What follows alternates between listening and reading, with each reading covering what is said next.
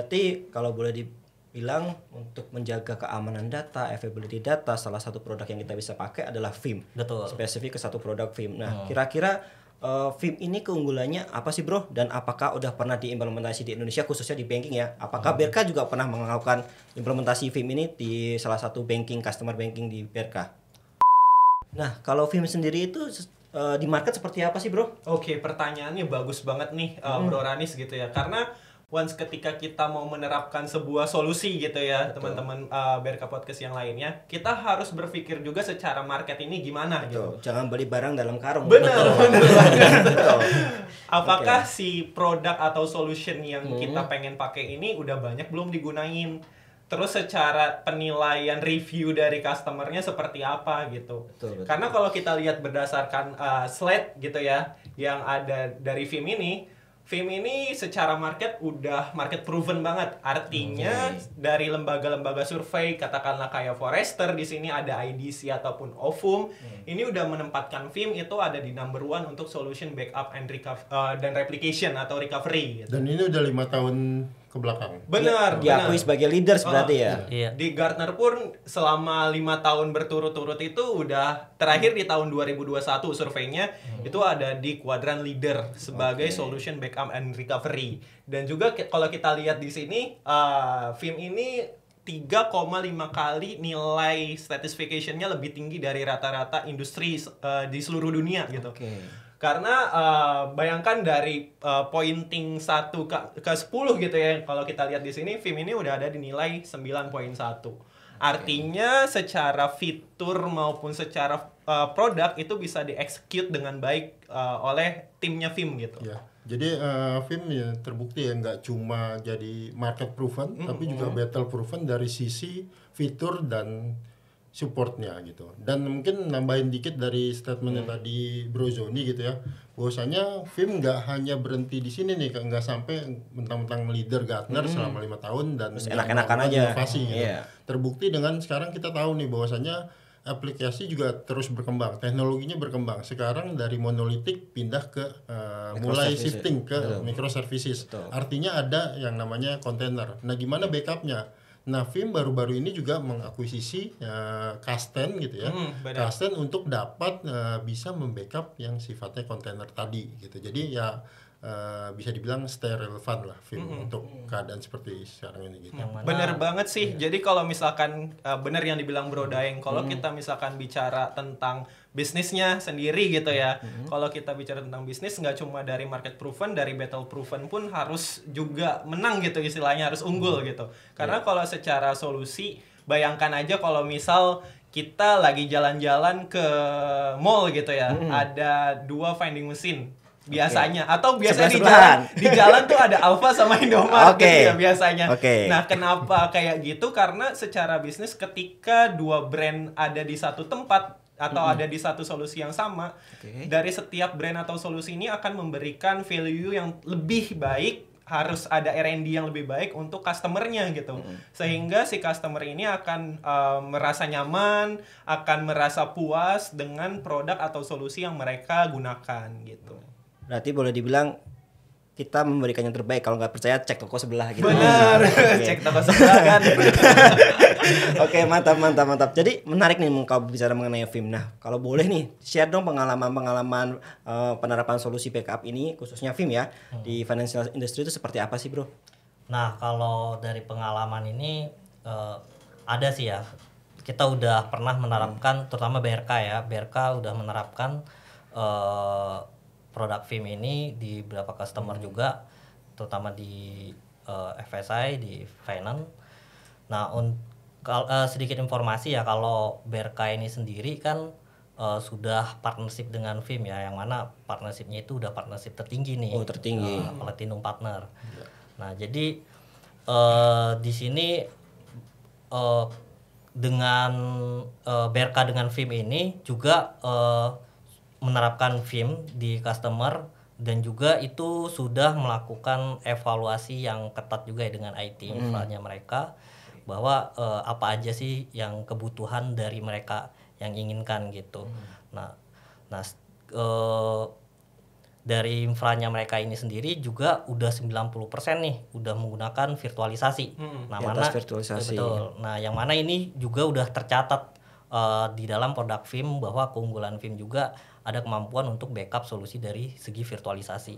Nah, sebenarnya nggak hanya virtualisasi aja ya, tapi bisa physical maupun yang data mereka yang di cloud gitu. Nah, kita di sini membawakan sebagai solusi mereka dengan skenario yang backup replication sesuai dengan RTO dan RPO-nya mereka gitu, dengan waktu ya dengan replikasi yang cepat dan tepat. Bener banget. Bahkan nggak cuma kita bisa nge-backup server kita aja gitu. Kita punya SaaS-based application kayak misalkan Office 365 gitu ya, yang online atau yang berbasis cloud gitu ya, atau misalkan OneDrive itu juga udah bisa di-backup oleh Vim. Kenapa? Karena ketika mungkin customer aware-nya, oh udah di cloud semua data aman gitu ya, security aman dan yang lainnya aman. Ternyata nggak seperti itu gitu. Ada beberapa hal yang harus diperhatikan, mungkin masalah retention-nya. Karena retention di cloud itu bertahan mungkin sebulan, 2 bulan, setahun gitu ya. Once ketika misal ada tim kebutuhan, tim auditing gitu yang ngebutuhin data 5 tahun ke belakang, itu udah nggak ada gitu. Oke. Kayaknya oke banget nih ya Vim ya kalau kita bicara mengenai Vim ya. Kalau boleh diperdalam lagi nih bro, real use case-nya seperti apa sih untuk Vim ini, solusi Vim ini? Oke. Seperti di lapangan. Oke. Kalau bicara tentang real use case-nya gitu ya, karena kan kita dari tim produk spesialis sering banget gitu ya nge-handle customer yang maksudnya terutama yang memakai solution Vim gitu. Dari berbagai macam industri, nggak cuma FSI, ada ERI atau CI atau yang lainnya gitu. Nah, kalau real use case-nya mungkin selama ini taunya gitu ya, sobat berkawan taunya kita nge-backup-nya cuma VM atau physical server toh gitu ya. Sementara fitur-fitur lain yang memiliki value added yang luar biasa itu kadang nggak kelihatan gitu. Nah, salah satu value added yang mungkin jadi use case menarik adalah kayak gini kok. Jadi di customer FSI itu kan ada divisi developer biasanya. Betul. Nah, si developer ini butuh server untuk mereka ngedevelop application-nya. Bener ya? Betul. Benar. Nah, untuk ngedevelop si application yang butuh server ini pasti di-provide dari tim IT infra atau manajemennya dong pasti. Betul. Which is itu butuh cost lagi untuk dikeluarkan. Dan untuk mengadakan atau pengadaan server itu butuh waktu yang lama gitu. Jadi nggak agile nih istilahnya. Nah, kita bisa memanfaatkan data Vim itu untuk proses development tadi gitu. Jadi kita nanti istilahnya backup dulu nih server yang mungkin ada gitu ya. Server prosesnya kita backup. Kita backup dulu. Nah, setelah di backup kita buat satu environment terpisah dari production. Jadi ada isolated network sendiri gitu ya. Berarti tidak akan mengganggu production. Bener banget. Jadi nggak akan mengganggu production. Di situ kita bisa lakukan development gitu ya, atau testing atau patching atau yang lainnya gitu ya. Kalau misalkan berhasil nih, kita bisa langsung deliver aja ke production. Tapi kalau gagal kita langsung close session-nya aja istilahnya gitu. Benar.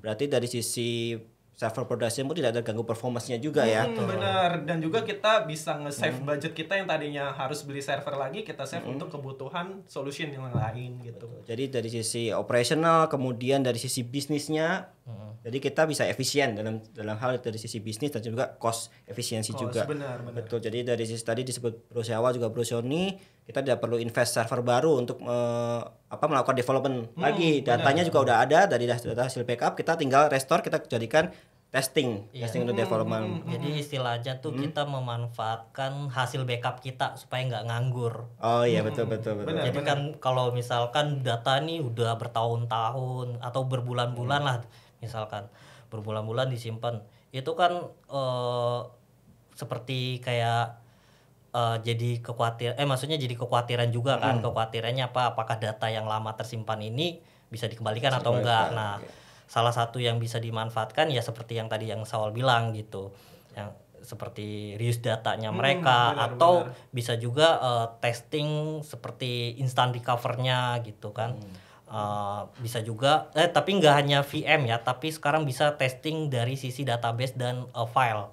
Kalau versi sebelumnya itu kalau mau kita instant recover itu dari VM. Nah, sekarang bisa dari database dan filenya aja.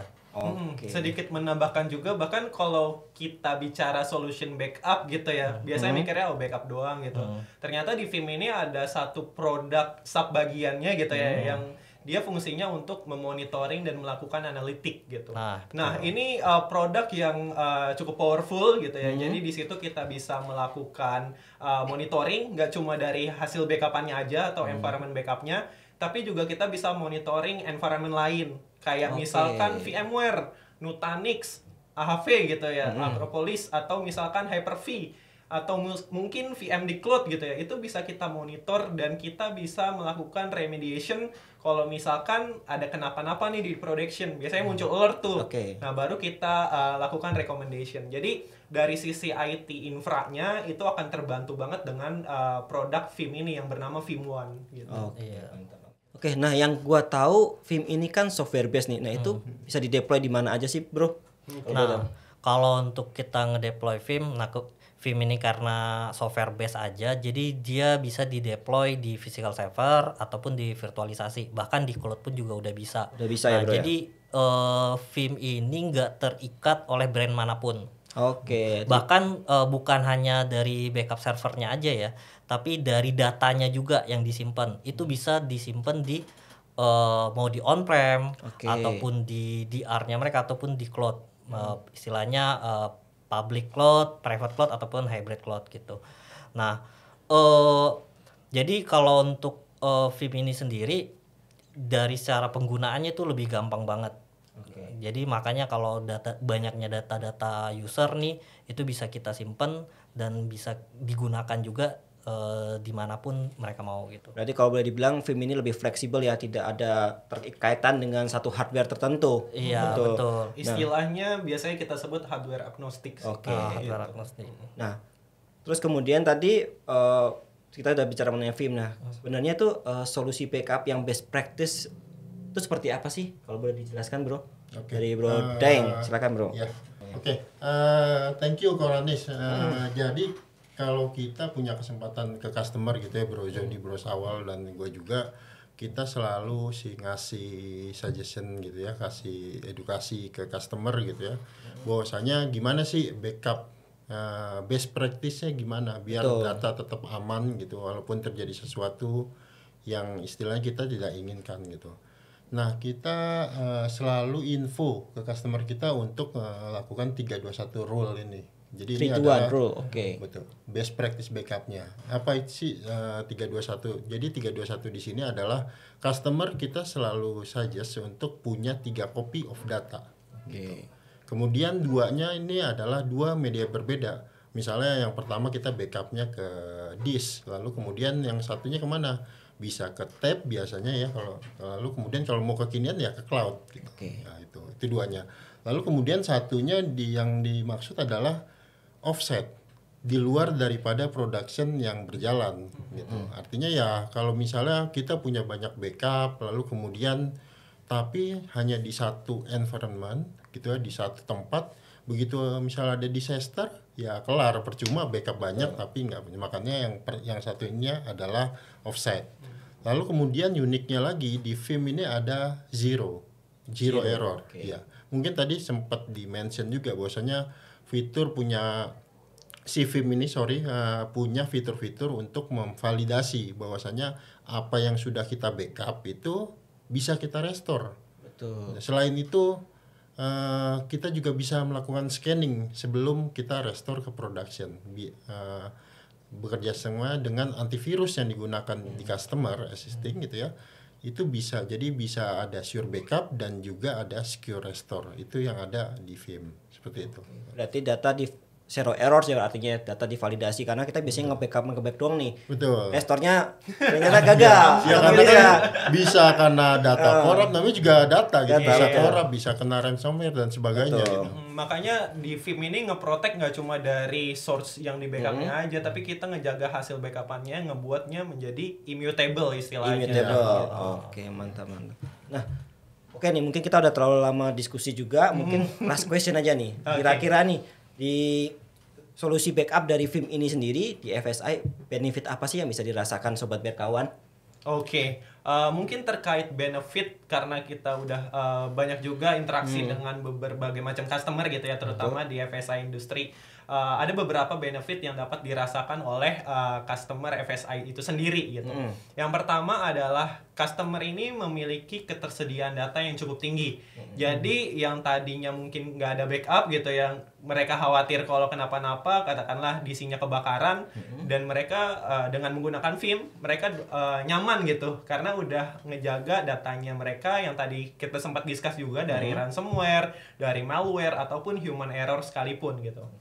Terus yang kedua adalah kita dapat meningkatkan kecepatan backup lebih dari kurang lebih 200% gitu. Karena mungkin legacy beberapa software backup atau yang terdahulu gitu ya, kita masih menggunakan backup copy dari PC 1 ke PC 2 gitu ya. Tradisional lah ya. Masih tradisional gitu ya. Nah, sekarang udah modern banget gitu. Udah agentless juga. Jadi nggak butuh tandem-tandem agent di masing-masing servernya kita gitu. Terus yang ketiga adalah kita dapat meningkatkan 70% meningkatkan efisiensi terhadap day-to-day operationnya gitu.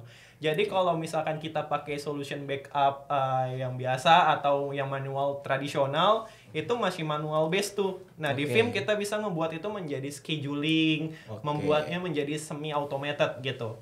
Terus yang terakhir adalah ketika kita udah melakukan backup environment kita udah mensecurekan juga dari sisi hasil backupannya, dan yang terakhir adalah kita bisa memanfaatkan data backup untuk kebutuhan bisnis ataupun kebutuhan tim IT operasional itu sendiri gitu. Oke, mantap. Nah, ini kalau kita obrolin lebih lanjut kayaknya udah bisa lama bener. Apalagi ngebahas fitur-fiturnya Veeam ya. Oke. Itu lebih banyak lagi. Jadi untuk sobat berkawan, apabila tertarik atau ingin mengenal lebih lanjut mengenai produk Veeam ini, bisa langsung kontak ke account manager yang PRK yang terkait, atau bisa email ke kami, atau bisa telepon, atau bisa kontak ke website kami di www.prk.co.id. Oke, seru banget nih. Kalau boleh nih saya simpulkan ya, gue simpulkan ya. Mungkin yang pertama, di era digital transformation ini kita nggak boleh asal-asalan untuk memilih solusi, apalagi khususnya backup ya, yang berhubungan dengan data. Tadi kita bicara data itu adalah nyawa dari suatu perusahaan. Apabila ada kebocoran data, apabila data itu hilang, akan menjadi kepercayaan customer akan hilang. Betul. Nah, yang kedua, data itu tadi udah besar banget. Tadi Bro Joni udah bilang sampai satuannya exabyte. Perharinya. Nah, itu baik itu yang di on-prem maupun yang ada di on-cloud. Nah, itu jadi kita harus selalu menggunakan solusi software backup yang paling bagus, yang udah terpercaya di market, dan bisa memberikan fitur-fitur yang tadi kita sebutkan, yaitu salah satunya yang bisa kita pakai adalah solusi produk Veeam. Nah, terus kemudian yang ketiga, kalau kita bicara mengenai solusi backup, kita harus berbicara mengenai pemanfaatan data. Jadi data tidak hanya disimpan aja nih, dibiarkan aja, tapi kita bisa manfaatkan, tadi sempat disebutkan, untuk testing dan development juga. Nah, itu bisa membantu dari sisi operasional juga, dan juga bisa mengurangi cost dari sisi bisnis juga. Benar. Nah, itu salah satunya juga menggunakan Veeam juga. Oke, luar biasa nih hari ini. Thank you kehadirannya untuk Bro Joni, Bro Daeng, dan Bro Syawal. Sehat selalu. Terima kasih. Dan sobat berkawan, jangan lupa terus pantengin di Tech Talk BK Podcast. Jangan lupa like, komen, subscribe, dan share ke teman-teman kalian yang kira-kira membutuhkan solusi Veeam. Dan tidak lupa juga kunjungin website kami, dan selalu email kalau perlu apa-apa, email ke kami. Terima kasih. Bye-bye guys. Thank you sobat berkawan. Thank you.